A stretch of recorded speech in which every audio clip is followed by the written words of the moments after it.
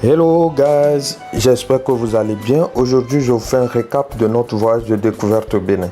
Déjà, tôt le matin, nous avons quitté Lomé après avoir parcouru 45 km sur la nationale numéro 2. Nous voici faire la première escale à Anéro pour découvrir Apunukpa et la mairie de la commune des Lacs 1. Anéro est une ville historique du Togo qui a participé au commerce transatlantique dès le 15e siècle. La ville est bâtie entre la mer et la lagune et on peut y toujours découvrir des bâtiments coloniaux, notamment allemands. Après cette parenthèse de visite à Anéro, nous sommes arrivés à Yelakondi, la frontière Togo-Bénin. Tout s'était rapidement passé et nous n'avons pas du tout perdu de temps. À la frontière, il fallait juste présenter des documents de voyage, ce que nous avons pris soin de préciser à nos voyageurs. Après cette étape importante du voyage, nous prenons la direction de Ouidah. Sur le chemin, l'ambiance était toujours au rendez-vous. Des chants, des fous rires, des causeries amusantes, des passagers toujours impatients de découvrir Ouidah. Eh bien, nous y sommes, la cité historique de Ouidah. Cette ville historique du Bénin où chaque chemin raconte une histoire. Devinez qui nous avons rencontré à Ouidah? Irmine.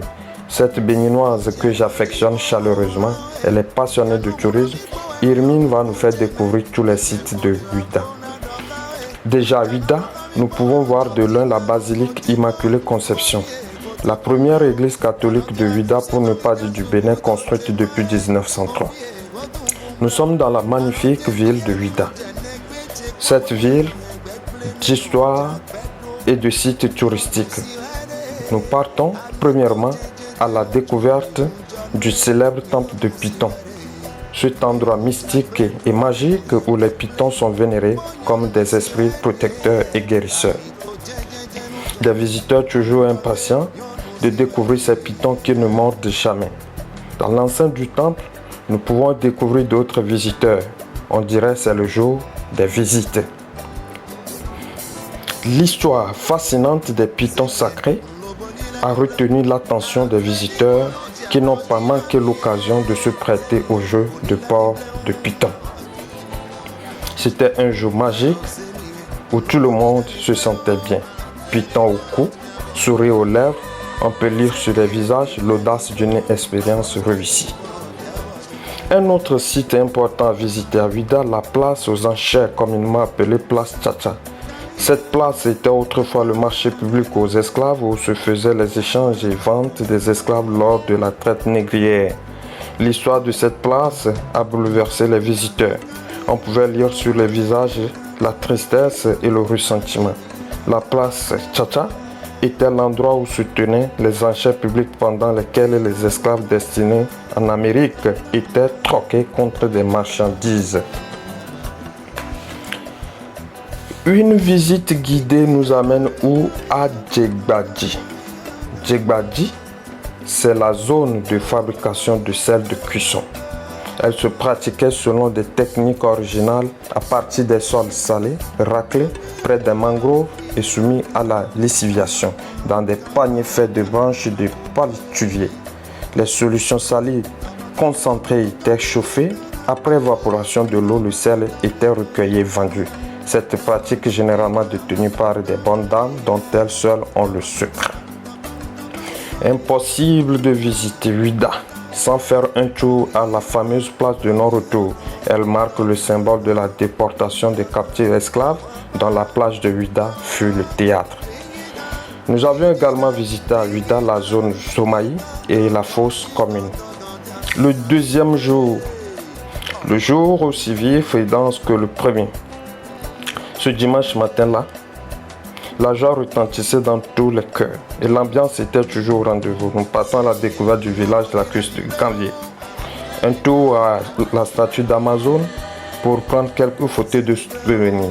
Nous avons longé le long mur de graffiti de l'Afrique de l'Ouest et après quelques tours de ville, nous sommes arrivés à Ganvier. 2 bacs motorisés nous attendaient à bord.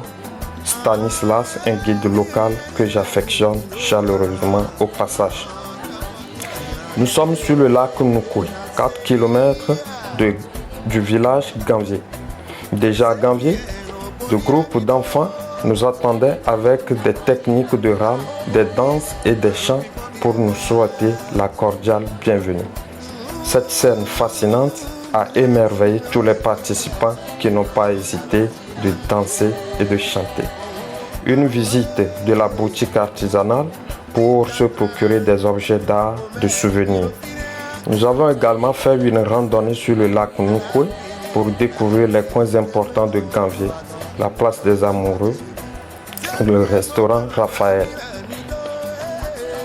C'était un moment très magique que nous avons passé à Ganvié avant de faire le retour à l'embarcadère. Et puis après Ganvié, nous sommes allés à Cotonou.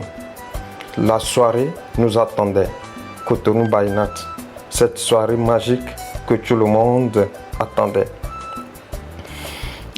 Nous sommes au bar Pure Nature.